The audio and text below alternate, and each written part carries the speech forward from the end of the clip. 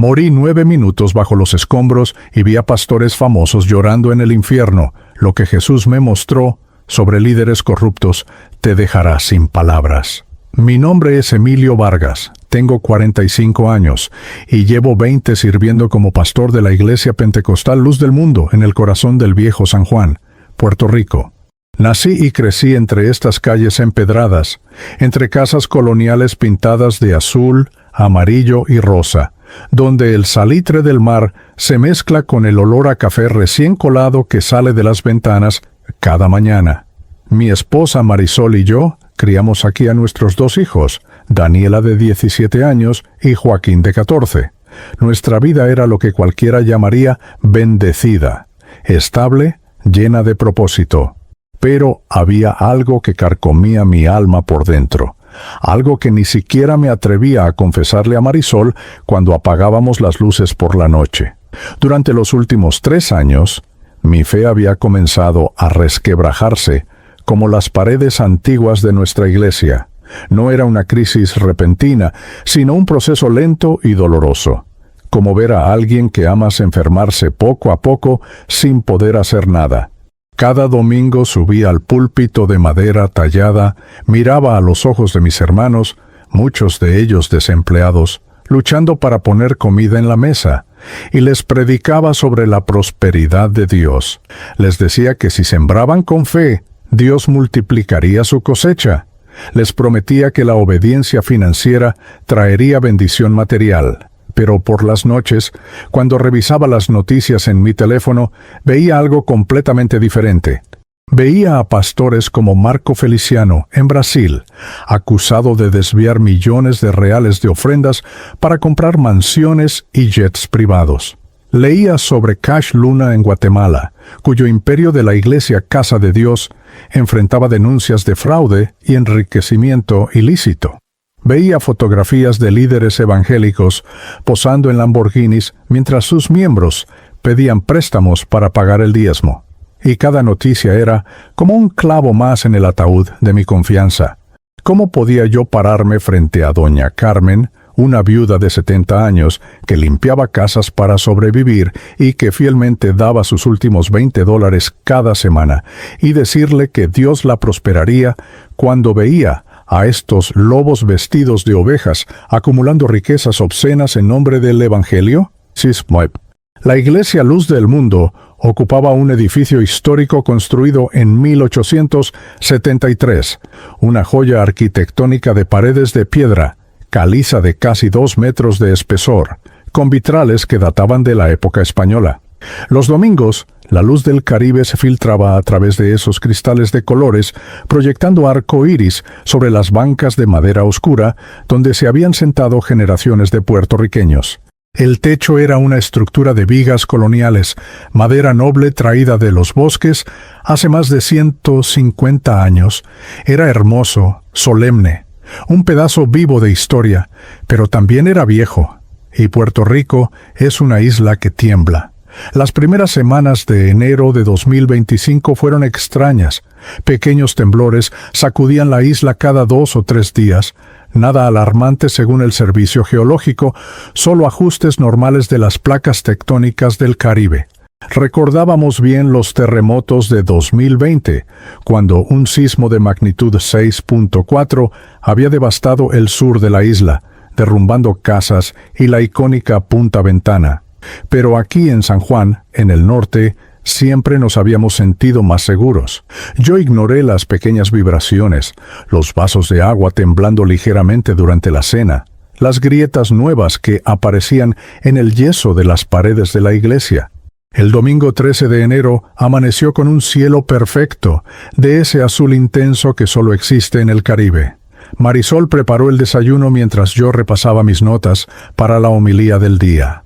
Había decidido predicar sobre la justicia de Dios, sobre cómo Él ve todo, cómo nada escapa a sus ojos. Era un mensaje que necesitaba predicarme a mí mismo tanto como a la congregación. Daniela bajó las escaleras con su vestido floreado. Joaquín con su camisa blanca planchada por su madre. Desayunamos tostadas con mantequilla, huevos revueltos y café con leche bien cargado. ¿Cómo nos gusta en la isla? Ay bendito, si hubiera sabido que era la última mañana normal de mi vida. Llegamos a la iglesia a las 9:30 de la mañana. Ya había hermanos esperando afuera, saludándose con besos en la mejilla y abrazos, los niños corriendo entre las piernas de los adultos. Doña Carmen llegó caminando despacio por la calle empedrada, con su Biblia gastada bajo el brazo y su mejor pañuelo en la cabeza. Don Miguel, el diácono de 60 años que trabajaba en los muelles, estacionó su viejo Toyota y sacó su guitarra para el grupo de alabanza. Eran buena gente, gente sincera que amaba a Dios con una fe sencilla que yo envidiaba cada vez más. El culto comenzó a las 10 en punto con cantos. Las voces se elevaban entre esas paredes antiguas, mezclándose con el sonido de las palmas y algún que otro pandero. Cantamos Me tienes loco de Alex Campos, y luego Eres mi respirar. Yo estaba en la plataforma, con las manos levantadas, tratando de conectarme con la presencia de Dios, pero mi mente no paraba de divagar hacia las dudas que me perseguían. Después de las ofrendas y los anuncios, tomé el micrófono y comencé a predicar. Hablé sobre Mateo 7, versículos 21 al 23, donde Jesús advierte que no todos los que dicen Señor, Señor, entrarán al reino de los cielos. Hablé con una pasión que sorprendió incluso a Marisol, quien me miraba desde la tercera fila con una expresión de curiosidad. Le dije a la congregación que Dios no se impresiona con títulos religiosos, con templos grandes, con ministerios famosos, que lo que Él busca es un corazón sincero, manos limpias, amor genuino por el prójimo. Mientras predicaba, sentía como si estuviera profetizando mi propio destino, como si Dios estuviera usando mi boca para prepararme para algo que yo no podía ni imaginar. Eran las 10:46 de la mañana, cuando sentí la primera sacudida. Pensé que era mi imaginación, pero entonces vi los vitrales vibrar ligeramente. Algunos hermanos se miraron entre sí con expresión preocupada. Yo levanté la mano para calmarlos. Abrí la boca para decir que no pasaba nada, que siguiéramos adorando a Dios, cuando el mundo literalmente se partió en dos. El rugido fue ensordecedor, como si un gigante invisible hubiera golpeado la tierra con un martillo del tamaño de una montaña. El piso se movió violentamente hacia la izquierda, luego hacia la derecha, arriba y abajo al mismo tiempo. Era magnitud 7.2, después se abría con epicentro a solo 15 kilómetros de San Juan. Los vitrales explotaron en 1000 pedazos, lloviendo cristales de colores sobre la congregación. Las bancas comenzaron a deslizarse, chocando unas contra otras. Los gritos eran terroríficos. Niños llorando, mujeres gritando Dios mío, hombres tratando de proteger a sus familias. Yo intenté bajar de la plataforma para ayudar, pero el suelo se movía como si estuviera parado sobre un barco en medio de una tormenta. Vi a doña Carmen caer de rodillas, su Biblia volando por el aire. Vi a don Miguel cubriendo con su cuerpo a 3 niños. Vi a Marisol abrazando a Daniela y Joaquín debajo de una banca. Y entonces miré hacia arriba. Las vigas coloniales del techo, esa madera noble de 150 años, comenzaron a crujir con un sonido que nunca olvidaré. Era como gemidos de agonía, como si el edificio mismo estuviera muriendo. Grandes pedazos de yeso caían del cielo raso, levantando nubes de polvo blanco que lo cubrían todo. Una de las vigas principales se partió con un chasquido seco, y en ese momento supe lo que venía. Corrí hacia donde estaba mi familia, gritando sus nombres, pero mi voz se perdió en el caos. Logré llegar hasta la mitad del pasillo cuando escuché el sonido final, el colapso definitivo. Miré hacia arriba una última vez y vi toneladas de madera, piedra y teja desplomándose directamente sobre mí. Alcancé a pensar en Marisol, en mis hijos, en todos los domingos que no volveríamos a compartir. El impacto fue brutal. Sentí un dolor explosivo en el pecho cuando una viga de roble macizo de 500 kilos me aplastó contra el suelo, de mosaico. No podía respirar, no podía moverme, no podía gritar. Sentía sangre caliente llenando mi boca. Escuchaba mis propias costillas quebrándose como ramas secas. El polvo era tan denso que no podía ver nada, solo sombras moviéndose entre la neblina blanca. Y entonces, en medio de ese infierno terrenal, mientras mi cuerpo moría aplastado bajo los escombros de un templo que alguna vez creí era la casa de Dios, tuve un último pensamiento coherente antes de que la oscuridad me tragara por completo. ¿Dónde estás, Señor? ¿Por qué permites que tu casa caiga? ¿Por qué permites que la gente inocente sufra mientras los lobos viven en palacios? ¿Dónde está tu justicia? ¿Dónde está tu bondad? Y todo se volvió negro.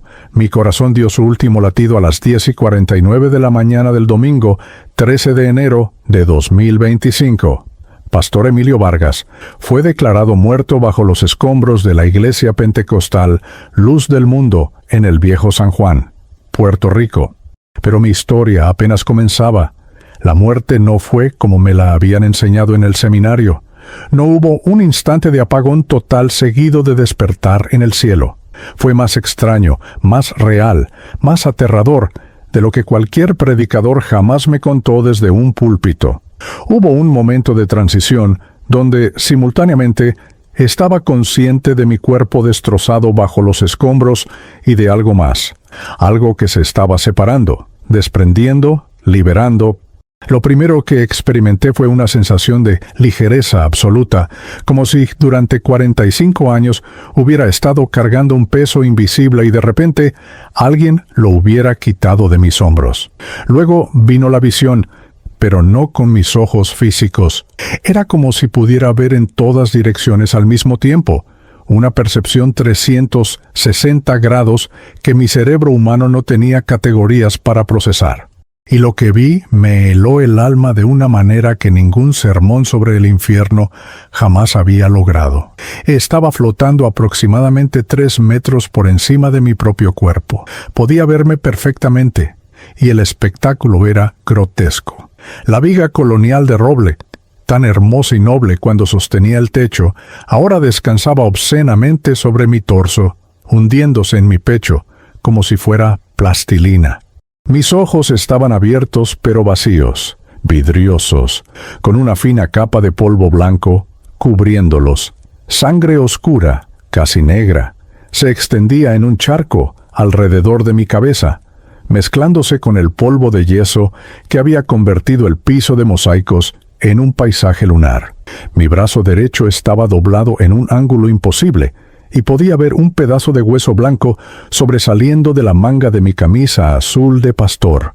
Alrededor de mi cuerpo, el caos era total. La iglesia, que había sido un santuario de paz y belleza, ahora parecía una zona de guerra. El techo había colapsado casi por completo, dejando solo 2 de las paredes laterales en pie. Los vitrales que habían proyectado luz de colores durante 150 años eran ahora millones de fragmentos esparcidos como confeti macabro sobre los escombros. Bancas centenarias estaban partidas en 2 astilladas, apiladas unas sobre otras en ángulos caóticos, y entre todo eso, cuerpos. Conté rápidamente 23 personas que no se habían movido, que yacían inmóviles bajo piedras y madera. Pero también había sobrevivientes.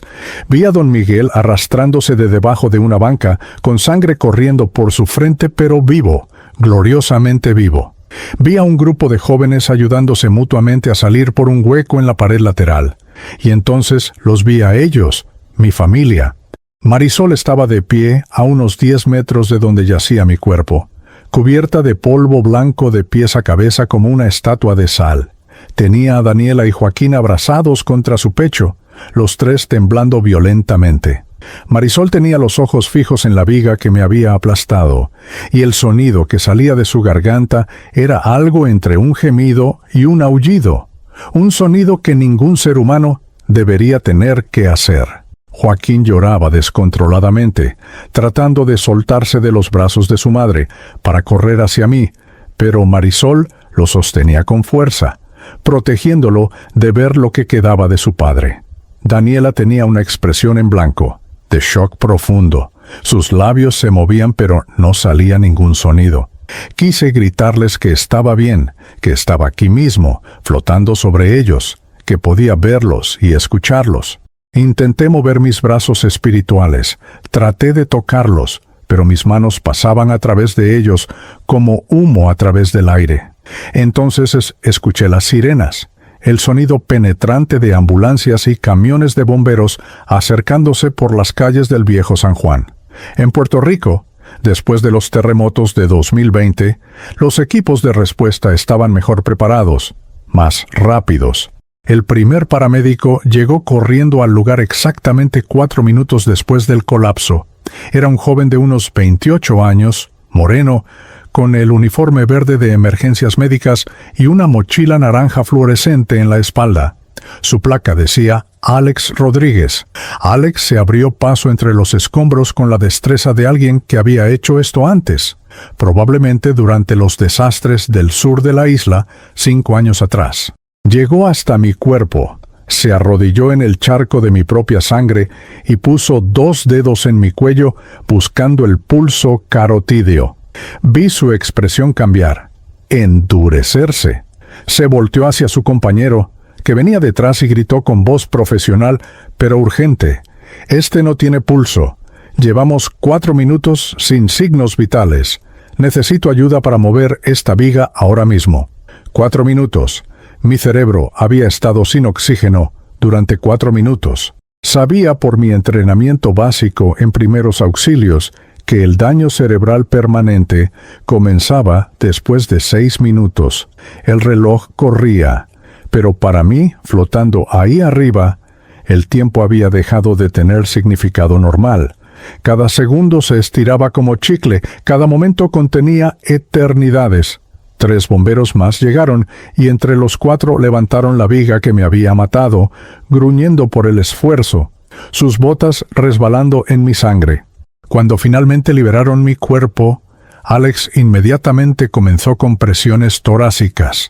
Desde mi perspectiva aérea podía ver exactamente lo que estaba haciendo, sus manos entrelazadas sobre mi esternón, empujando fuerte y rápido al ritmo de la canción Staying Par Alive, como les enseñan en el entrenamiento. Mi cuerpo se sacudía con cada compresión como una muñeca de trapo, completamente inerte, completamente muerto. Marisol había logrado acercarse, sostenida por don Miguel, que también sangraba, pero se mantenía fuerte. Ella gritaba mi nombre una y otra vez. «Emilio, Emilio, mi amor, despierta, por favor, Dios mío, no me lo quites, no me lo quites».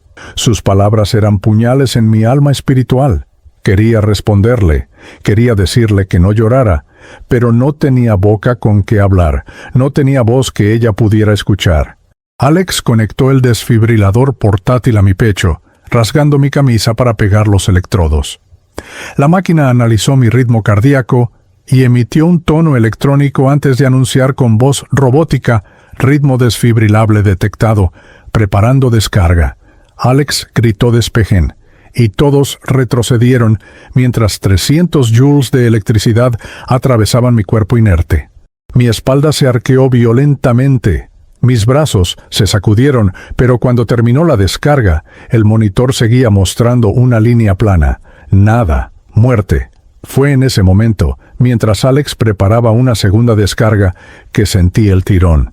No era físico, no venía de ninguna dirección específica, pero era irresistible.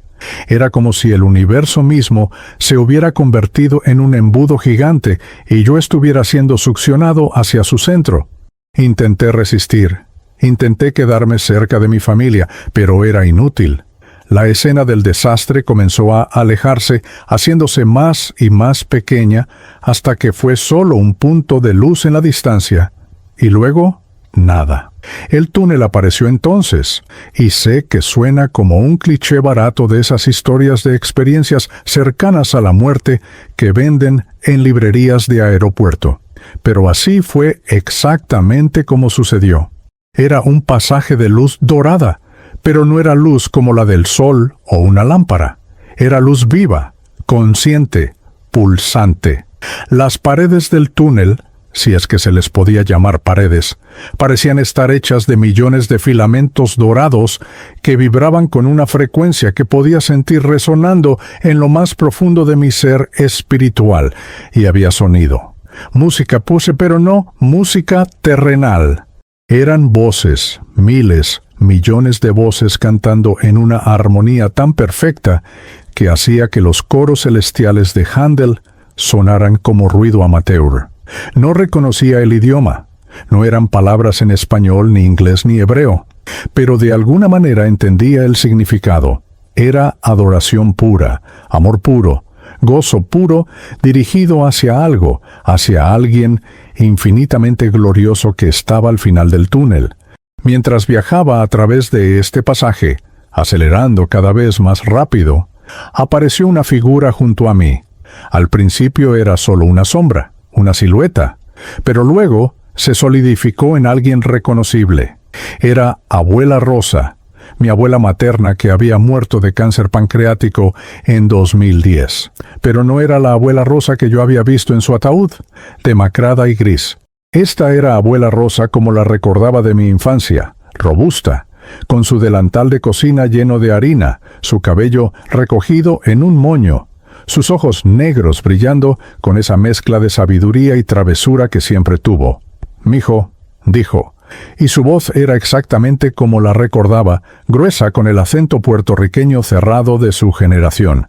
«No es tu hora todavía, pero él quiere mostrarte algo, algo que necesitas ver, algo que necesitas contar cuando regreses».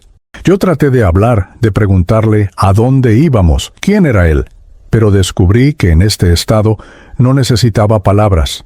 Los pensamientos se transmitían directamente, mente a mente, alma a alma. Abuela Rosa me tomó de la mano y su toque era sólido, real, cálido. Caminamos juntos, aunque no estábamos exactamente caminando, más bien flotando, deslizándonos a través del túnel de luz.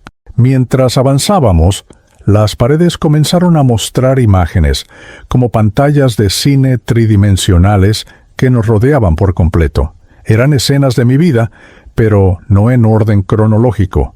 Vi mi ordenación como pastor, joven e idealista, con los ojos brillantes de fervor genuino. Vi el día que nació Daniela, sosteniendo ese paquete diminuto en mis brazos temblorosos en el hospital Auxilio Mutuo. Vi mi boda con Marisol bajo un flamboyán en flor en Ponce. Pero luego vinieron escenas más oscuras, momentos que había enterrado en lo profundo de mi conciencia. Vi el día que acepté $5,000 de las ofrendas para comprarme un Lexus usado, justificándolo diciéndome que un pastor necesitaba un carro confiable para visitar a los enfermos. Vi el domingo que prediqué sobre generosidad, mientras secretamente guardaba el 20% del diezmo para mi fondo personal de retiro. Vi las veces que juzgué duramente a hermanos pobres por no dar suficiente mientras cerraba los ojos ante las faltas de miembros ricos que sostenían el presupuesto de la iglesia. Cada imagen era como un golpe en el estómago espiritual. No había forma de justificarme, no había forma de escapar de la verdad desnuda de mis propias acciones. Abuela Rosa apretó mi mano con más fuerza, como diciéndome sin palabras que siguiera adelante, que esto era necesario, que el verdadero juicio aún no había comenzado. El túnel finalmente se abrió a un espacio que desafía toda descripción humana. No era exactamente un lugar, más bien era un estado de ser, una dimensión donde las leyes físicas que conocía no aplicaban. El suelo bajo mis pies, si es que tenía pies, parecía ser de cristal sólido, pero también era transparente, y a través de él podía ver galaxias enteras girando en espirales de luz. El cielo, si es que había cielo, era de un color que no existe en el espectro visible terrestre, algo entre el dorado y el violeta, pero infinitamente más rico. Y entonces lo vi. No inmediatamente, porque la gloria era demasiado intensa para procesarla de golpe. Primero fue solo un resplandor en la distancia, una presencia que llenaba todo el espacio y al mismo tiempo estaba localizada en un punto específico. Mientras mis ojos espirituales se ajustaban, la forma se hizo más clara. Era un hombre, Pero decir eso es como decir que el océano Atlántico es agua. Era la esencia misma de la humanidad perfeccionada, glorificada, magnificada hasta el infinito. Jesús estaba de pie a quizás 20 metros de distancia, pero sentía como si estuviera simultáneamente a años luz y dentro de mi propio corazón. No se parecía en nada a las pinturas europeas que colgaban en las paredes de mi iglesia. Su piel era morena olivácea, del color de alguien que había pasado 30 años trabajando bajo el sol del Medio Oriente. Su cabello era negro azabache, rizado, cayendo hasta sus hombros. Tenía barba poblada y sus ojos, Dios mío, sus ojos eran pozos de compasión infinita mezclada con una santidad tan feroz que me hizo querer esconderme y correr hacia él al mismo tiempo. Vestía una túnica blanca simple, sin adornos, pero de alguna manera más majestuosa que cualquier manto real. Sus manos, cuando las extendió hacia mí, tenían cicatrices visibles en las muñecas, marcas oscuras donde los clavos habían atravesado carne y hueso hace 2000 años. Y cuando habló, su voz era como el sonido de muchas aguas, como truenos suaves, como la voz de un padre que ama profundamente, pero que no tolerará mentiras. Emilio, dijo, y escuchar mi nombre en sus labios hizo que todo mi ser espiritual temblara. ¿Por qué dudaste de mi orden en medio del caos? 23 de mis hijos acaban de llegar a casa y tú cuestionas mi bondad. ¿Por qué? No supe qué responder. Parte de mí quería caer de rodillas y pedir perdón. Otra parte, la parte rebelde que había estado creciendo durante 3 años de dudas acumuladas, quería defender mi posición. Finalmente, encontré mi voz espiritual y hablé. Señor, dije, señalando hacia atrás, hacia donde quedaba el mundo que acababa de dejar. Destruiste tu propia casa. Mataste a gente inocente que te adoraba fielmente. Doña Carmen vivió 70 años sirviendo a los pobres y murió aplastada mientras oraba. Don Miguel cantaba tus alabanzas cuando el techo cayó sobre 3 niños que intentaba proteger. ¿Dónde está la justicia en eso? ¿Dónde está tu misericordia? Y mientras todo esto pasa, pastores corruptos viven en mansiones, roban a tu pueblo y prosperan sin consecuencias. ¿Por qué permites esto? Jesús no se enojó ante mi arrebato. En cambio, algo que parecía tristeza cruzó su rostro perfecto. Se acercó a mí y con cada paso que daba, el espacio entre nosotros se llenaba de una presencia tan densa, tan cargada de amor y poder, que apenas podía mantenerme en pie. Cuando finalmente estuvo frente a mí, extendió su mano derecha, aquella con la cicatriz del clavo, y la colocó sobre mi hombro espiritual. Emilio, hijo mío, dijo con voz increíblemente gentil, tú ves 5 minutos de tiempo y piensas que entiendes la eternidad. Ves un edificio caer y crees que he abandonado a mi pueblo. Ves el mal prosperar temporalmente y dudas de mi justicia. Ven, te mostraré lo que tus ojos mortales no pueden ver. Te mostraré el verdadero orden detrás del aparente caos. Y te mostraré el destino de aquellos lobos vestidos de ovejas que tanto te perturban. Y sin esperar mi respuesta, me tomó de la mano, y el universo entero se dobló a su alrededor. El espacio a nuestro alrededor se disolvió como acuarela bajo la lluvia, y cuando se solidificó nuevamente, estábamos suspendidos en el vacío del espacio exterior. No sentía frío ni falta de aire, solo una sensación de ingravidez absoluta, mientras flotaba junto a Jesús en la negrura salpicada de estrellas. Debajo de nosotros, girando majestuosamente en su órbita alrededor del Sol, estaba la Tierra. Nunca la había visto así, tan pequeña y frágil, una canica azul y verde envuelta en remolinos blancos de nubes, colgando en la inmensidad del cosmos como una joya suspendida en terciopelo negro. Jesús extendió su mano hacia el planeta y la imagen se acercó vertiginosamente, como si tuviéramos un zoom cósmico. Atravesamos la atmósfera en un instante. Pasamos sobre el océano Atlántico de un azul profundo. Y luego, ahí estaba Puerto Rico, mi isla, mi hogar. Desde esta altura parecía tan vulnerable, una pequeña mancha de tierra verde rodeada por el vasto Caribe. Podía ver toda la cadena de las Antillas Mayores, Cuba, la Española, Jamaica, todas ellas islas hermanas, nacidas del mismo proceso geológico violento. «Mira, Emilio», dijo Jesús, y su voz contenía algo que sonaba casi a nostalgia, como un artista contemplando su obra maestra. «Esto es lo que tú llamas caos, pero yo lo llamo creación». La imagen cambió, acelerándose hacia atrás en el tiempo. Vi el Caribe como era hace 50 millones de años, cuando la placa tectónica del Caribe chocaba con la placa norteamericana en un proceso titánico que levantaba montañas desde el fondo del océano. Vi volcanes submarinos escupiendo lava al agua fría, creando las primeras islas en explosiones de vapor y fuego que hubieran vaporizado instantáneamente a cualquier observador humano. Vi continentes moviéndose como piezas de un rompecabezas planetario, separándose y volviendo a unirse en ciclos de cientos de millones de años. Vi el arco de islas volcánicas emerger lentamente del mar, centímetro a centímetro, milenio tras milenio, hasta formar la cadena que algún día sería habitada por los taínos, luego conquistada por los españoles y finalmente convertida en el hogar de millones de puertorriqueños. Y durante todo ese proceso, la tierra temblaba constantemente.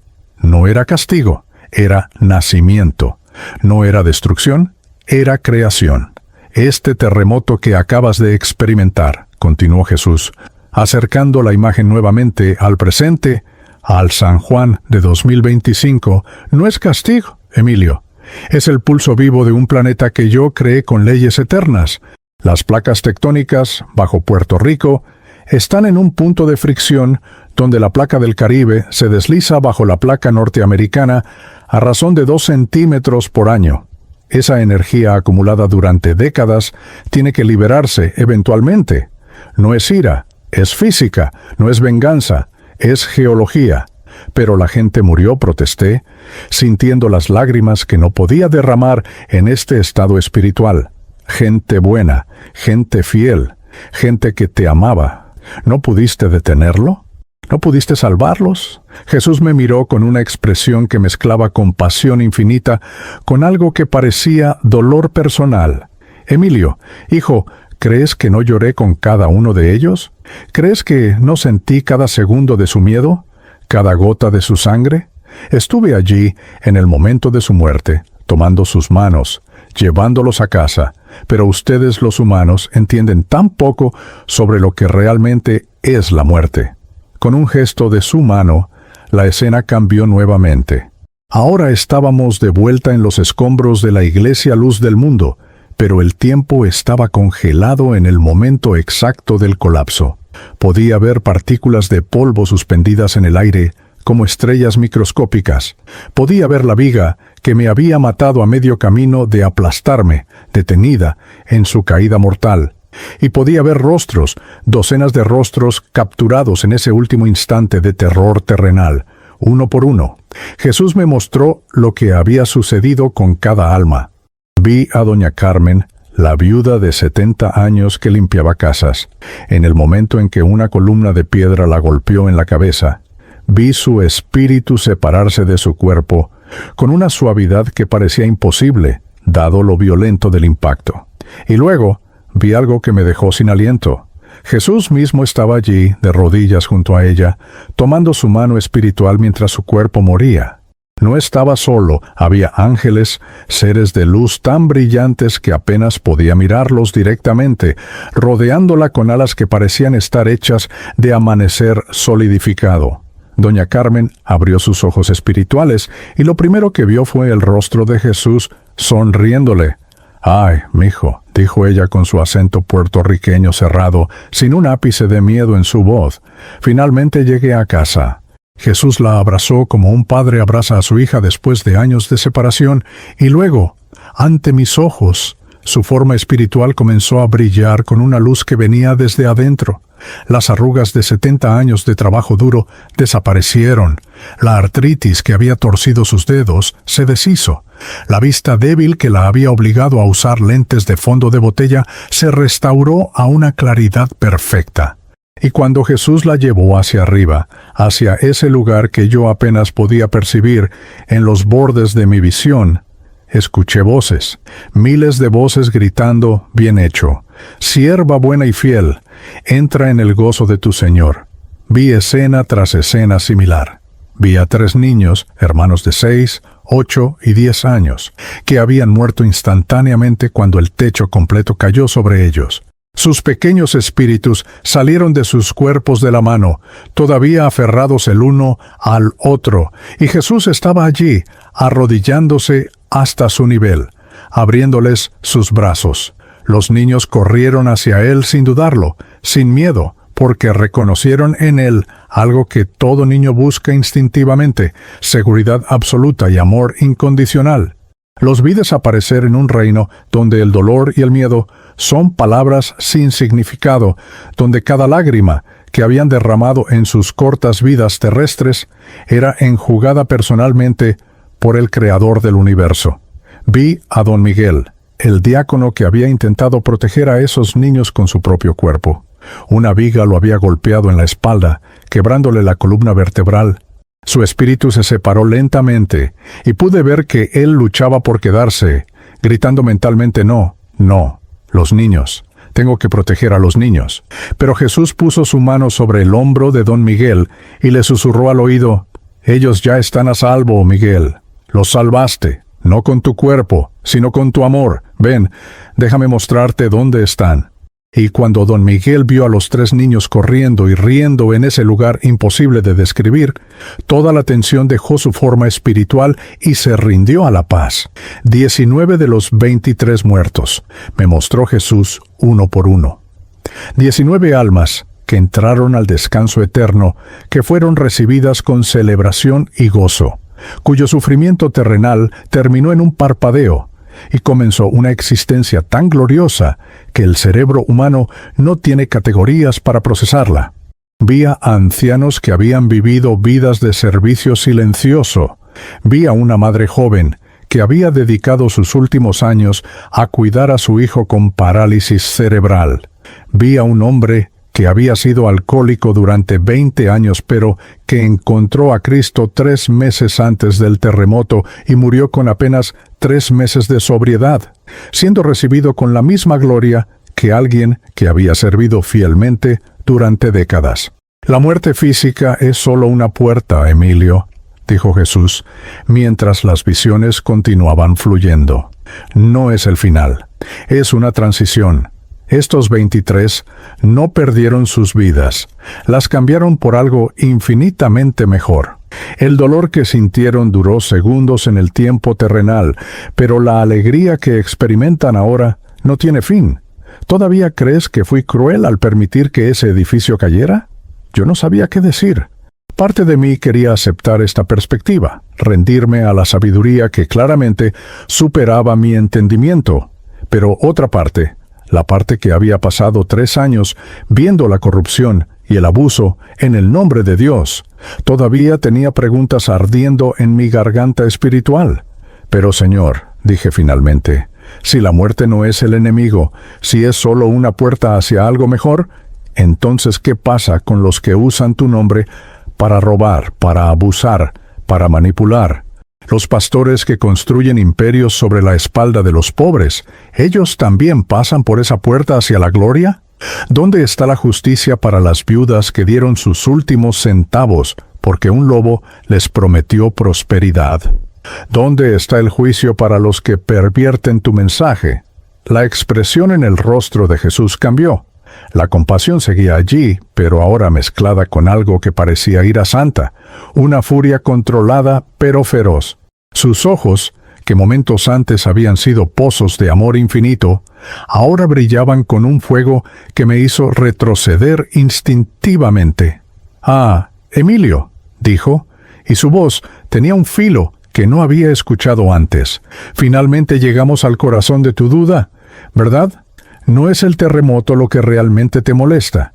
Es la aparente prosperidad de los malvados. Es ver a lobos vestidos de ovejas vivir en mansiones mientras mis verdaderas ovejas sufren. Quieres ver justicia, ¿verdad? ¿Quieres saber qué les pasa a esos que usan mi nombre para enriquecerse? Muy bien, te lo mostraré. Pero te advierto, lo que estás a punto de presenciar te cambiará para siempre. No podrás desverlo, no podrás olvidarlo. El espacio alrededor de nosotros se oscureció. Las estrellas que habían brillado momentos antes se apagaron una por una, hasta que estuvimos rodeados de una oscuridad tan profunda que parecía tener peso físico. Sentí frío por primera vez desde que había dejado mi cuerpo. Un frío que venía no del exterior, sino desde adentro, como si la ausencia de algo esencial estuviera drenando el calor de mi propia esencia. Y entonces, en esa oscuridad, aparecieron figuras. 3 de ellas arrastrándose hacia adelante, como si caminaran contra un viento huracanado invisible. Mientras mis ojos se ajustaban, pude ver que estaban vestidas con ropas que alguna vez habían sido elegantes, trajes caros, vestidos de diseñador, pero ahora estaban rasgados, sucios, empapados con algo que parecía ser sudor mezclado con lágrimas.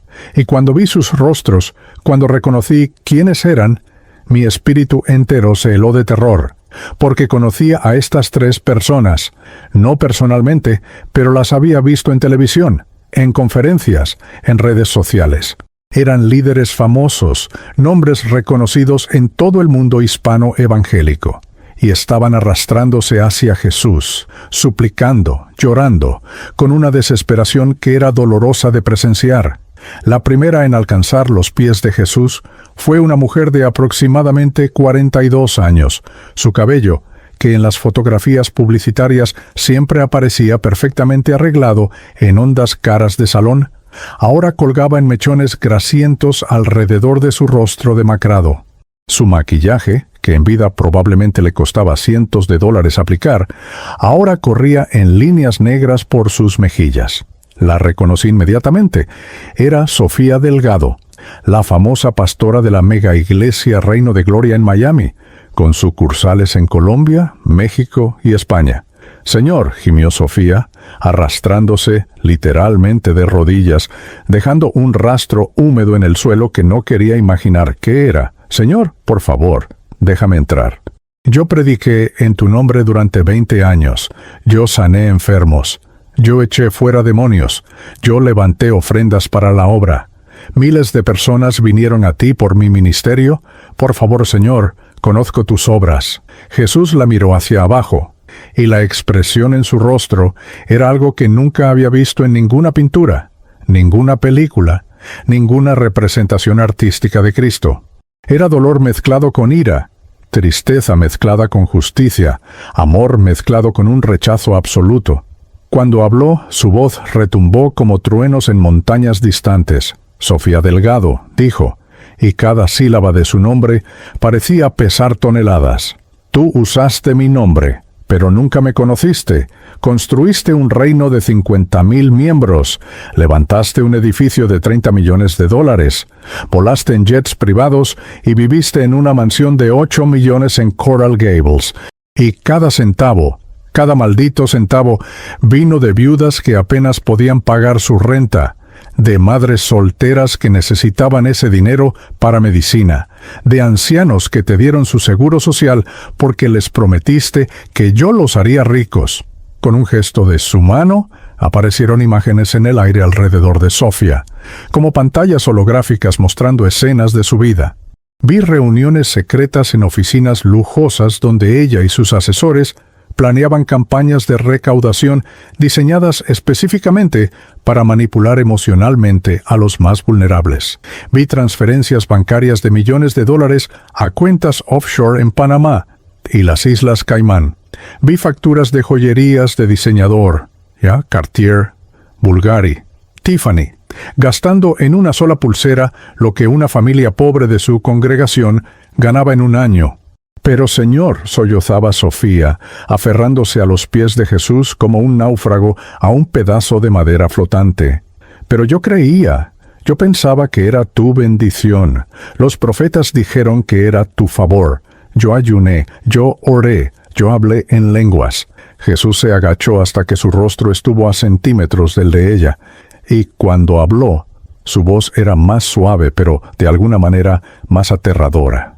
Tú sabías, Sofía, cada vez que una madre te escribió diciendo que su hijo estaba enfermo, pero que había dado la ofrenda de $1,000 que necesitaba para medicina, porque tú le prometiste que yo la multiplicaría, y su hijo murió. Tú sabías, cada vez que compraste otro anillo de diamantes de $50,000, mientras familias de tu iglesia perdían sus casas, tú sabías, cada vez que subiste a un púlpito y prometiste prosperidad material a cambio de semillas financieras, sabiendo en tu corazón que era mentira, tú sabías, usaste mi nombre para edificar tu reino, no el mío. Y ahora recibe tu recompensa. Con esas palabras, Sofía comenzó a gritar, un sonido que haría que cualquier descripción del infierno en el Dante pareciera tímida. Y mientras gritaba, comenzó a hundirse, como si el suelo debajo de ella se hubiera vuelto líquido. Se aferró a las túnicas de Jesús, pero sus ropas pasaban a través de sus dedos como humo. Señor, no, por favor, una oportunidad más. Lo haré diferente, daré todo a los pobres. Viviré simple, por favor. Pero era demasiado tarde. La oscuridad se la tragó. Y lo último que vi de Sofía Delgado, la famosa pastora de Reino de Gloria, fueron sus ojos aterrorizados, desapareciendo en las profundidades de un destino que mi mente apenas podía comenzar a comprender. Y entonces vi al segundo. El segundo hombre que se arrastró hacia los pies de Jesús era alguien que yo conocía demasiado bien. No personalmente, pero su rostro había estado en cada conferencia evangélica importante de los últimos 10 años.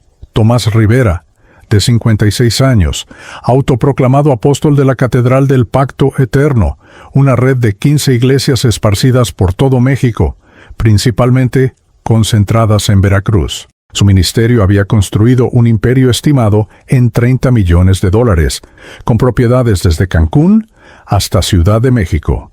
Lo había visto en la televisión cristiana docenas de veces, siempre vestido en trajes Armani de $3,000, con un Rolex de oro en la muñeca, predicando el evangelio de la prosperidad con una confianza que rayaba en la arrogancia. Pero el hombre que ahora se arrastraba en esta oscuridad espiritual no se parecía en nada a esa imagen pulida de la televisión. Su traje caro estaba hecho jirones, colgando de su cuerpo demacrado como harapos. Su rostro, que siempre había proyectado autoridad y éxito, ahora estaba contorsionado en una máscara de terror absoluto. Lágrimas y mocos corrían por su cara sin que él hiciera ningún esfuerzo por limpiarlos. Sus manos, que una vez habían levantado micrófonos dorados frente a miles de seguidores, ahora temblaban violentamente mientras se extendían hacia Jesús en súplica desesperada. «¡Señor Jesús!», gritó Tomás con voz quebrada, «Señor mío y Dios mío, yo planté 15 iglesias en tu nombre, bauticé a miles, hice guerra espiritual contra principados y potestades. Tú usaste mis manos para sanar enfermos. La gente fue liberada de demonios en mis campañas. Señor, conozco tu poder. He visto milagros. Déjame entrar a tu reino. Soy tu siervo». Jesús permaneció de pie, inmóvil como una estatua de mármol, mirando hacia abajo a este hombre que había usado su nombre como si fuera una franquicia comercial. Cuando finalmente habló, su voz tenía un tono de tristeza tan profunda que me partió el corazón espiritual escucharla. «Tomás Rivera», dijo Jesús, pronunciando cada sílaba con un peso que parecía hacer temblar el espacio mismo a nuestro alrededor. «Tú echaste fuera demonios mientras eras uno disfrazado. Hablaste de guerra espiritual mientras hacías pactos con el diablo mismo. Predicaste santidad mientras tus manos estaban manchadas con sangre. Con el mismo gesto que había usado con Sofía, Jesús extendió su mano y el aire a nuestro alrededor se llenó de imágenes, de evidencia, de la verdad desnuda de lo que Tomás Rivera realmente había sido detrás de la fachada de su ministerio. Vi reuniones nocturnas en almacenes abandonados en las afueras de Veracruz, donde hombres con tatuajes de carteles entregaban maletas llenas de fajos de billetes de 500 pesos. Vi a Tomás contando ese dinero manchado de sangre con una sonrisa en su rostro, separando su porcentaje antes de lavarlo a través de las cuentas de su iglesia. Vi propiedades de lujo en Cancún, villas en la Riviera Maya, valoradas en millones de dólares, registradas bajo nombres de corporaciones fantasma, pero usadas exclusivamente por Tomás y su familia. Vi Yates, autos deportivos, cuentas bancarias en Suiza con saldos de 7 cifras, y lo peor de todo, vi de dónde venía realmente ese dinero. Vi familias en pueblos pobres de Oaxaca y Chiapas siendo visitadas por representantes de la iglesia de Tomás, ofreciéndoles préstamos con intereses del 150% anual, préstamos que nunca podrían pagar, préstamos que los convertirían en esclavos perpetuos de la deuda. Vi a un hombre llamado Roberto Méndez, un campesino de 42 años de un pueblo cerca de Coatzacoalcos que había pedido prestados 20,000 pesos para la operación de emergencia de su hija. Los intereses se habían acumulado hasta que debía 200,000 pesos, una suma imposible para alguien que ganaba 3,000 pesos al mes. Vi a representantes de la iglesia de Tomás amenazarlo, no con violencia física directamente, sino con algo peor, maldiciones espirituales. Le dijeron que si no pagaba, Dios maldeciría a toda su familia, que sus hijos morirían de enfermedades, que su esposa quedaría estéril, que la tierra se volvería infértil. Y cuando Roberto, desesperado y aterrorizado, no pudo pagar, vi lo que sucedió después. Vi a Roberto en su pequeña casa de adobe, con una foto de su hija de 8 años, que había muerto 3 meses después de la operación, debido a complicaciones que no pudieron tratar, porque todo el dinero iba a pagar la deuda. Vi a Roberto escribir una carta a mano, con letra temblorosa, explicando que no podía vivir con el peso de la deuda y la pérdida de su hija. Y vi a Roberto, ese hombre que había buscado ayuda en una iglesia, que llevaba el nombre de Cristo, colgándose de una viga en su propia casa. Tenía 42 años cuando murió. Su cuerpo fue encontrado por su hijo de 12 años que regresaba de la escuela. «No», gritó Tomás, tratando de apartar las imágenes con sus manos como si fueran mosquitos molestos. «Eso no fui yo. Fueron los administradores. Yo no sabía todo lo que hacían. Yo solo predicaba. Yo solo oraba. Yo no controlaba las finanzas directamente». «Mentiroso», dijo Jesús, y esa única palabra cayó como un martillo sobre un yunque. Tú firmaste cada contrato de préstamo, tú aprobaste cada tasa de interés, tú entrenaste personalmente a los cobradores sobre cómo usar el miedo a Dios como arma de manipulación, y cuando Roberto Méndez se colgó, cuando su viuda vino a tu oficina llorando, rogándote que perdonaras la deuda de su esposo muerto, ¿qué hiciste tú, Tomás? ¿Qué hiciste? Tomás no respondió. Solo lloraba, pero no eran lágrimas de arrepentimiento genuino. Eran lágrimas de alguien que finalmente había sido atrapado, de alguien que sabía que no había escapatoria. No había abogado que pudiera defenderlo en este tribunal. No había cantidad de dinero que pudiera comprar su salida. Jesús continuó, su voz ahora subiendo en volumen e intensidad. Tú le dijiste que la deuda era espiritual tanto como financiera, que si no pagaba, su esposo estaría sufriendo en el infierno. Le cobraste otros 50,000 pesos por misas especiales para liberar el alma de Roberto del tormento. ¿Y sabes dónde está Roberto ahora, Tomás? Tomás levantó la vista, con los ojos hinchados y rojos. Roberto está en mi presencia, dijo Jesús, y por primera vez, desde que habíamos entrado en este lugar oscuro, un rayo de luz apareció en la distancia. En esa luz pude ver una figura, un hombre de complexión humilde vestido con ropa simple, de pie junto a una niña pequeña que tomaba su mano. Ambos brillaban con una luz suave, y en sus rostros había paz, una paz que Tomás Rivera nunca había conocido a pesar de todas sus riquezas. Roberto se quitó la vida en un momento de desesperación absoluta, quebrantado por el peso que hombres como tú pusieron sobre sus hombros. Pero yo vi su corazón. Vi que era un hombre simple que amaba a su familia, que trabajaba honestamente, que fue victimizado por lobos, y en el momento de su muerte, cuando pensó que estaba cayendo en la oscuridad, yo lo atrapé. Lo llevé a casa, limpié sus lágrimas, reuní a su hija con él, y ahora viven en una paz que tú jamás conocerás. La luz desapareció, y la oscuridad regresó más densa que antes. Tomás se derrumbó completamente, su cuerpo espiritual temblando con sollozos que sacudían todo su ser, pero sus lágrimas no cambiaron nada. Jesús levantó su mano, y Tomás comenzó a hundirse en el suelo de la misma manera que Sofía había hundido. Pero antes de que desapareciera completamente, Jesús dijo algo más, algo que me heló hasta la médula de mi existencia espiritual. Tomás, tu destino será revivir eternamente el momento en que cada persona a quien destruiste tomó su decisión final. Sentirás el dolor de Roberto cuando puso la soga alrededor de su cuello. Experimentarás la desesperación de cada madre que no pudo comprar medicina para sus hijos porque te dio su último dinero. Llevarás el peso de cada vida arruinada, cada esperanza destruida, cada fe pervertida. Y este peso nunca, jamás se aligerará. Esta es tu eternidad. Tomás desapareció gritando, y sus gritos continuaron resonando en la oscuridad incluso después de que se había ido, como un eco que se negaba a morir. Yo estaba temblando, mi forma espiritual vibraba con una mezcla de horror, justicia satisfecha y un miedo creciente. Porque si estos dos gigantes del evangelicalismo hispano habían caído, ¿quién estaba a salvo?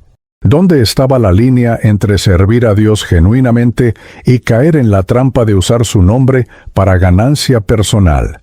Y entonces vi al tercero, y cuando lo reconocí, mi mundo espiritual se desintegró. Era pastor Julio César Mendoza, de 62 años. Mi mentor, el hombre que me había ordenado como pastor hace 20 años. El líder denominacional que había fundado 30 iglesias en todo Puerto Rico y República Dominicana. El hombre a quien yo había llamado Padre Espiritual, cuyas enseñanzas habían formado la base de mi ministerio completo. Estaba arrastrándose hacia Jesús con la misma desesperación que los otros dos, pero verlo a él en este estado era como ver a mi propio padre biológico ser arrastrado hacia el juicio. ¡No!, grité, sorprendiéndome a mí mismo con la fuerza de mi propia voz. «No puede ser. Él no, Señor. Debe haber un error. Julio fue un hombre de Dios. Me enseñó todo. Me mostró cómo orar, cómo predicar, cómo pastorear. Él ayunaba 40 días cada año. Él memorizó libros completos de la Biblia. Señor, por favor, no él». Jesús se volvió hacia mí y en su rostro vi una compasión tan profunda que casi no pude soportar mirarla. «Emilio», dijo suavemente, «lo siento mucho. Sé que esto te duele, pero necesitas ver toda la verdad. Solo así podrás regresar y advertir a otros». Se volvió hacia Julio, quien ahora estaba a sus pies, aferrándose a sus tobillos. Jesús pronunció su nombre, Julio César Mendoza, y el sonido de esas palabras fue como el tañido de una campana fúnebre. Las imágenes comenzaron a aparecer, y cada una era un cuchillo en mi corazón espiritual. Vi a Julio en su oficina pastoral, en la iglesia principal de Río Piedras, no orando ni estudiando la Biblia, sino con una niña de 13 años sentada en su regazo. Vi sus manos donde no deberían estar. Vi a la niña, congelada en shock y confusión, demasiado aterrorizada para gritar porque este era el hombre de Dios, el pastor ungido, quien le había dicho que esto era normal, que era una bendición especial, que Dios lo aprobaba. Vi a 7 niñas diferentes a lo largo de 15 años. Vi como Julio las seleccionaba cuidadosamente. Siempre de familias pobres, siempre niñas, sin padres presentes o con padres que trabajaban múltiples empleos y no podían supervisar de cerca. Vi cómo las preparaba lentamente, ganándose su confianza, dándoles atención especial, pequeños regalos, haciéndolas sentir especiales en la iglesia. Y luego vi cómo las manipulaba, usando lenguaje espiritual para normalizar el abuso, diciéndoles que Dios le había revelado que ellas eran especiales, que tenían un llamado único, que lo que hacían juntos era santo. Vi a las familias que intentaron hablar, que intentaron denunciarlo. Vi reuniones de la junta de líderes de la iglesia donde la evidencia era clara, donde múltiples testigos confirmaban el patrón de comportamiento. Y vi cómo Julio, con su carisma y su posición de poder, lo silenció. Vi cómo amenazó a las familias con quebrar la unción sobre sus vidas si hablaban contra el ungido de Dios. Vi cómo usó el dinero de la iglesia para pagar a familias pobres que aceptaron el silencio a cambio de $5,000, $10,000, sumas que para ellos eran fortunas, pero que para la organización de Julio eran migajas. Y vi a una de esas niñas, ahora una mujer de 28 años llamada Carmen Sofía Torres, de pie en el borde del puente Dos Hermanos en San Juan a las 3 de la mañana, un martes de noviembre de 2018. Vi las cicatrices en sus muñecas de intentos previos de suicidio. Vi las botellas de antidepresivos en su bolso que ya no funcionaban para callar las voces en su cabeza. Vi la carta que había escrito a su madre, explicando que no podía vivir más con la vergüenza, con los flashbacks, con la sensación de estar sucia que ninguna cantidad de duchas podía limpiar. Y vi a Carmen Sofía subirse al riel del puente y saltar hacia el agua oscura del océano Atlántico, 40 metros abajo. Su cuerpo nunca fue encontrado. «¡Fue la carne!», gritó Julio, sus palabras saliendo en explosiones desesperadas entre sollozos. «¡Fue debilidad de la carne, señor! El diablo me atacó. Yo luchaba contra ello, ayunaba, oraba, pero yo predicaba bien. Yo traía almas al reino. Miles fueron salvos por mi ministerio. Eso debe contar para algo». Jesús lo miró con una expresión que era más aterradora que cualquier ira que hubiera mostrado a los otros dos. Era desprecio puro, asco absoluto, mezclado con una tristeza que parecía tener el peso de galaxias. «Julio», dijo Jesús, y su voz era más fría que el espacio entre las estrellas. «De todos los pecados, de todas las perversiones, de todas las corrupciones que he visto en aquellos que llevan mi nombre, ninguna me repugna más que lo que tú hiciste, porque tú no solo destruiste cuerpos, destruiste almas, tomaste niñas inocentes que me amaban, que confiaban en mí, que veían mi imagen en ti como pastor, y las violaste, y al violarlas, les enseñaste que yo aprobaba su abuso, les enseñaste que Dios es un predador, les robaste no solo su inocencia física, sino su capacidad de conocerme genuinamente.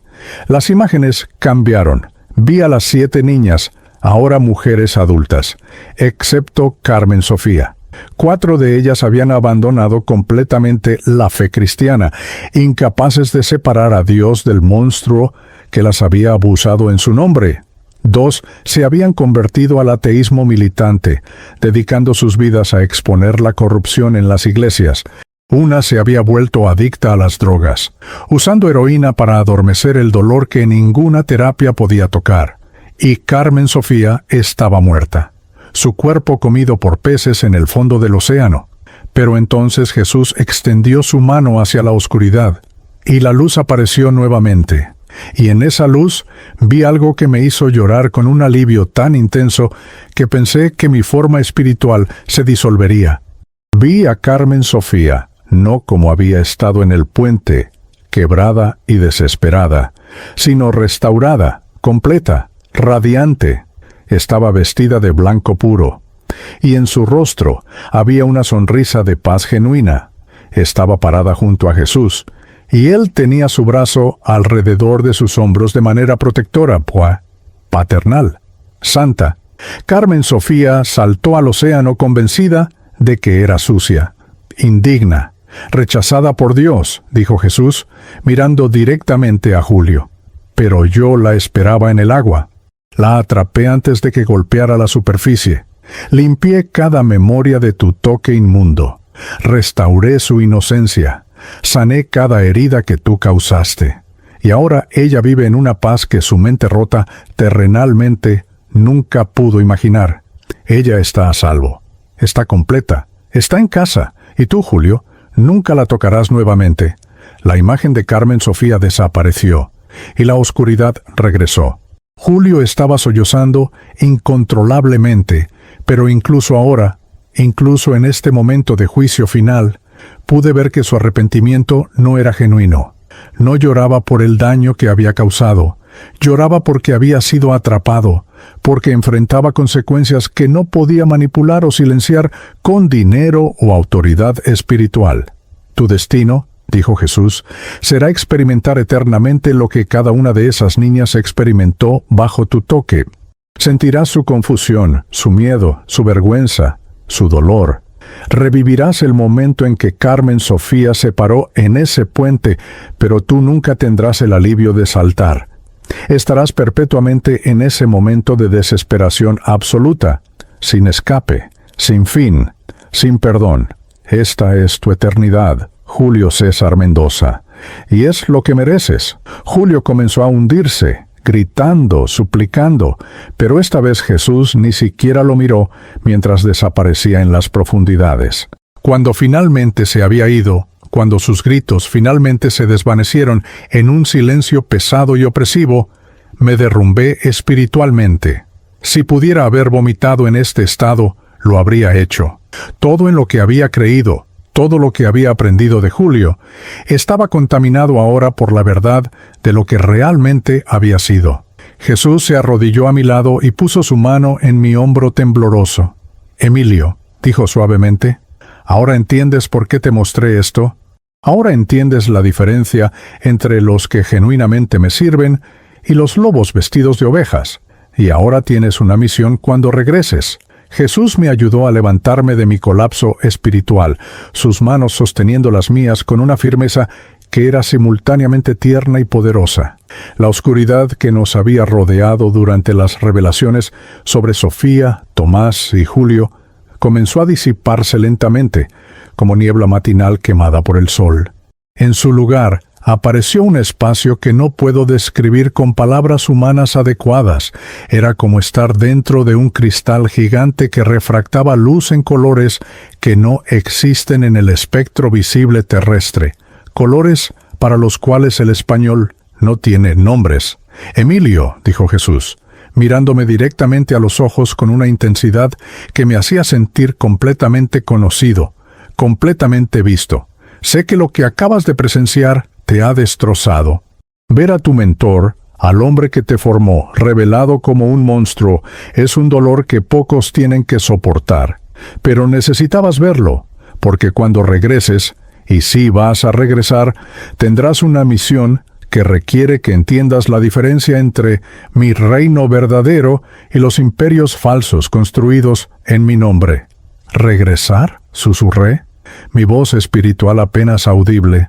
«Señor, ¿me estás enviando de vuelta? Después de todo lo que he visto, ¿cómo puedo volver a vivir en ese mundo sabiendo lo que sé ahora?» Jesús sonrió, y esa sonrisa contenía una complejidad de emociones que mi mente apenas podía procesar. Tristeza por el mundo quebrado, esperanza por la redención posible, determinación por la justicia que vendría. «Precisamente porque sabes lo que sabes ahora», dijo, «precisamente porque has visto tanto el cielo como el infierno, tanto la gloria de los redimidos como el tormento de los corruptos, tienes un testimonio que el mundo necesita escuchar». Con un gesto de su mano, las escenas cambiaron nuevamente. Me mostró visiones de lo que sería mi futuro si aceptaba esta misión. Vi meses de recuperación física en el Hospital Auxilio Mutuo, mi cuerpo destrozado sanando lentamente mientras mi alma ardía con urgencia de contar lo que había visto. Vi reuniones con Marisol donde le contaba todo, cada detalle, y cómo ella lloraba, pero también entendía que nuestras vidas nunca volverían a ser las mismas. Vi a Daniela y Joaquín madurando rápidamente, perdiendo algo de su inocencia, pero ganando un propósito que los guiaría por el resto de sus vidas. Jesús me mostró visiones contrastantes que yo necesitaba entender. Me mostró personas en el cielo que nunca habían pastoreado iglesias grandes, nunca habían predicado en estadios, nunca habían aparecido en televisión.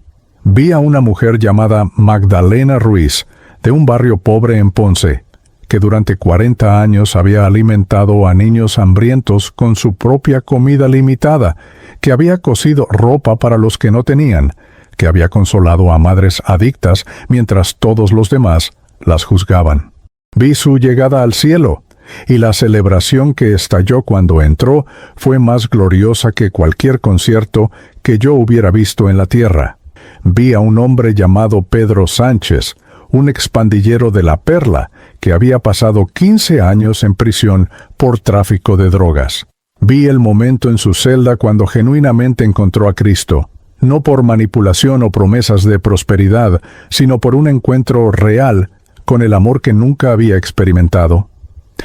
Vi cómo, después de su liberación, dedicó su vida a rescatar otros jóvenes de las pandillas, trabajando un salario mínimo en una gasolinera de día y caminando las calles peligrosas de noche para hablar con chicos que todos los demás habían descartado como perdidos.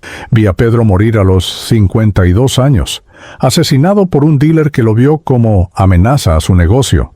Y vi cómo Jesús personalmente corrió a encontrarlo, abrazándolo y diciéndole: bien hecho, guerrero fiel, entraste en territorio enemigo a rescatar mis hijos y pagaste el precio máximo.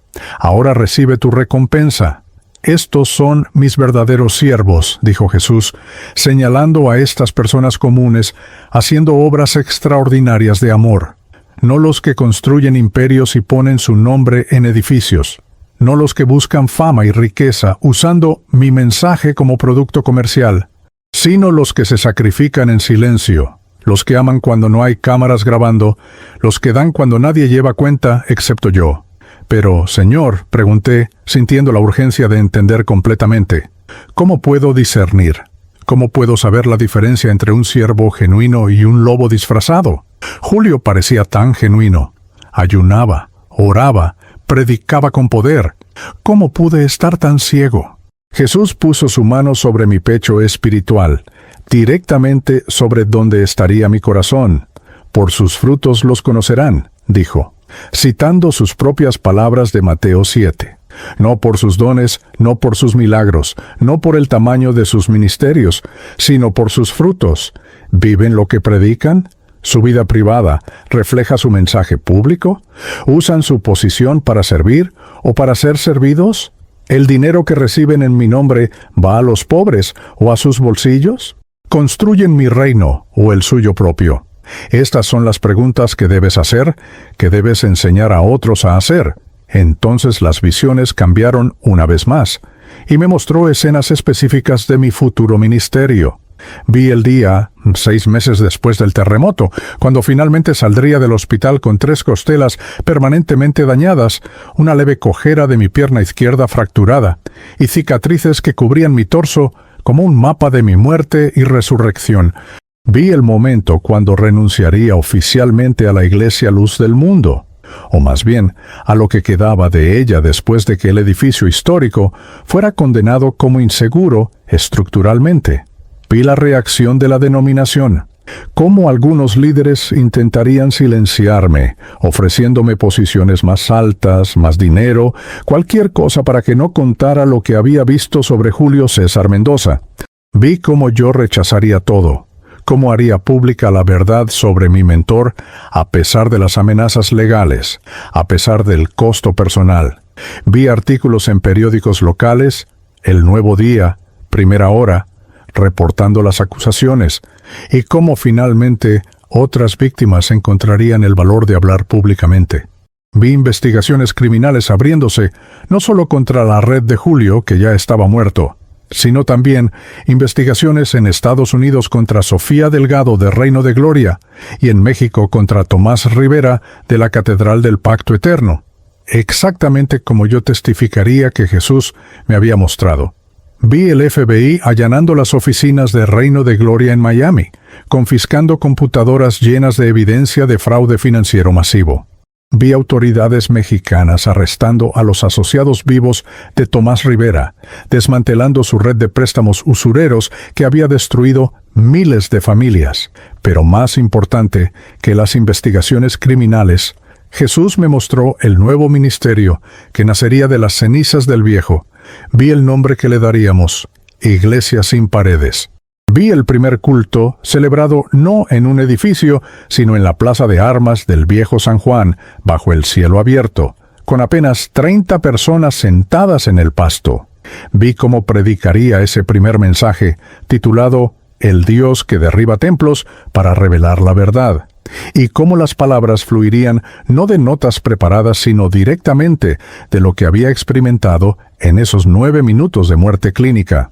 Vi el ministerio crecer, no por estrategias de marketing o manipulación emocional, sino orgánicamente, de boca en boca.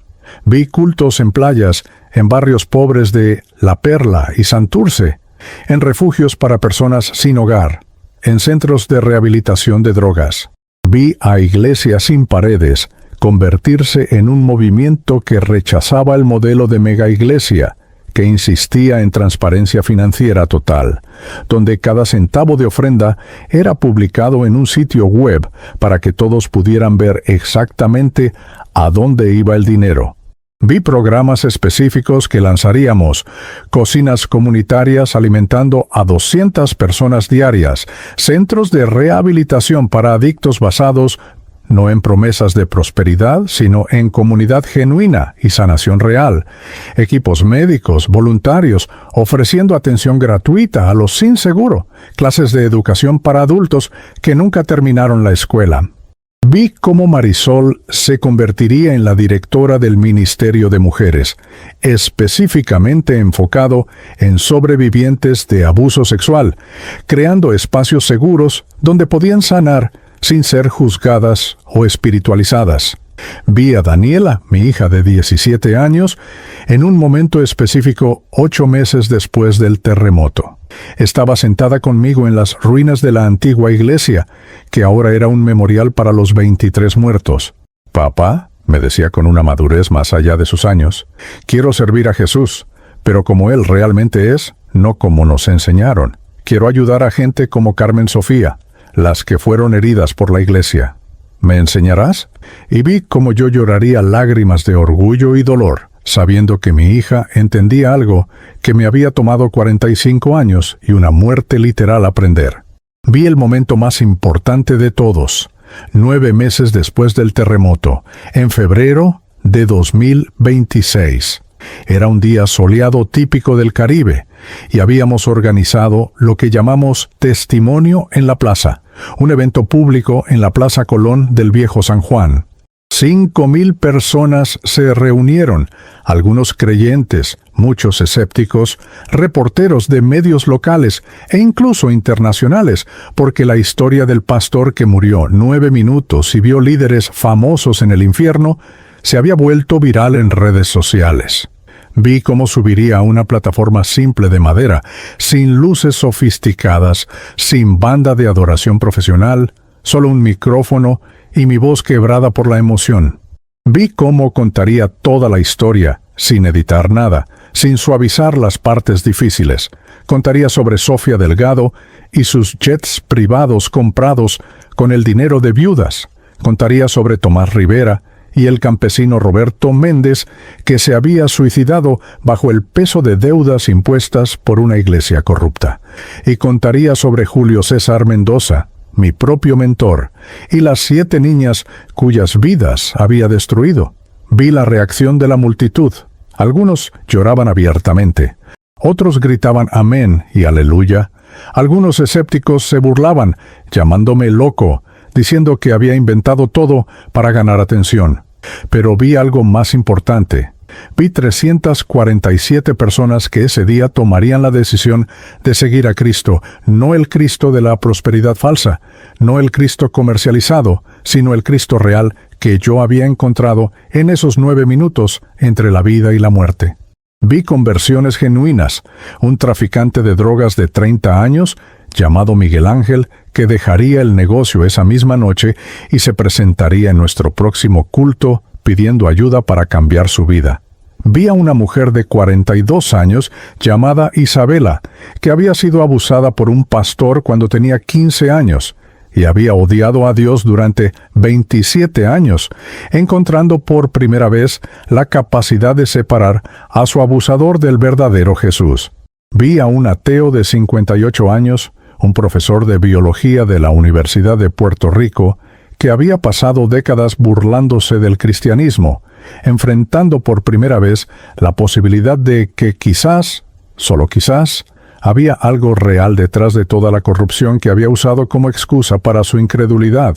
«Estas son las conversiones que valen», dijo Jesús, sonriendo mientras observábamos estas escenas futuras, no números inflados en reportes de iglesias, no manos levantadas bajo presión emocional en cruzadas masivas, sino corazones genuinamente transformados por encuentros reales con mi amor.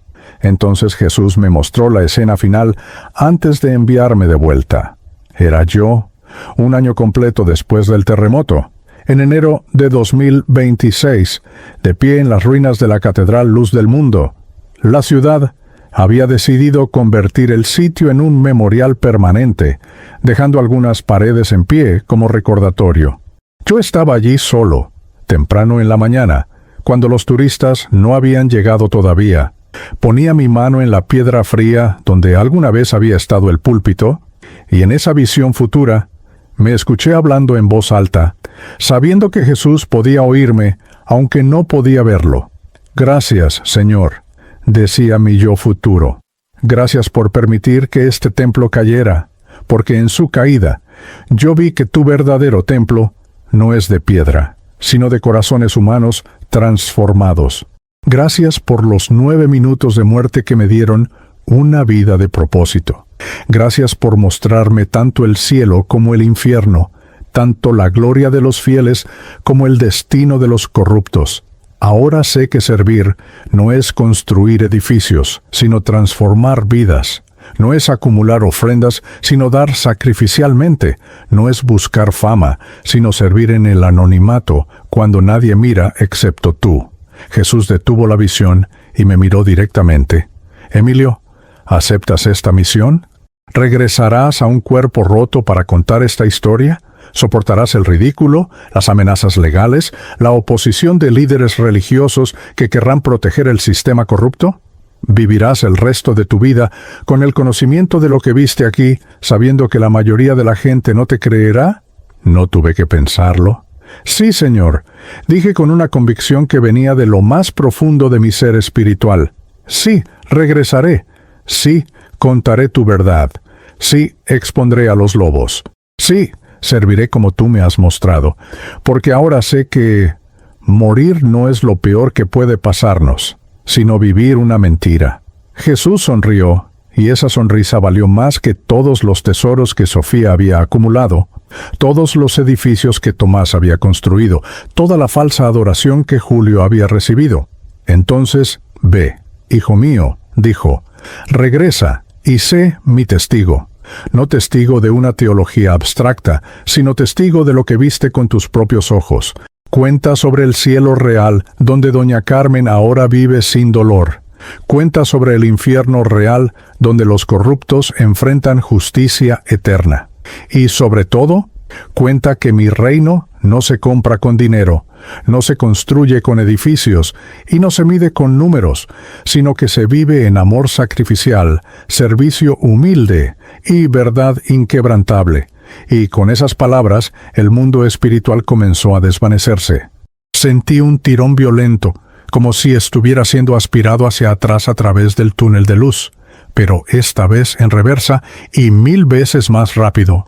Vi galaxias pasar en un borrón, vi la Tierra acercándose a velocidad imposible, vi Puerto Rico, San Juan, la iglesia destruida, y entonces tenemos ritmo, tenemos pulso. La voz de Alex Rodríguez, el paramédico, gritando con alivio y agotamiento. Eran las 10:58 de la mañana.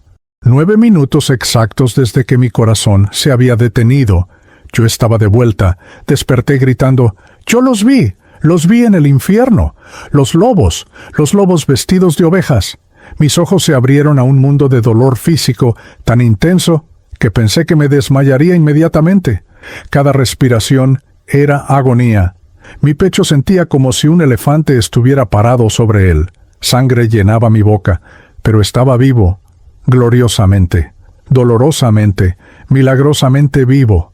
Marisol apareció en mi campo de visión, su rostro cubierto de lágrimas y polvo.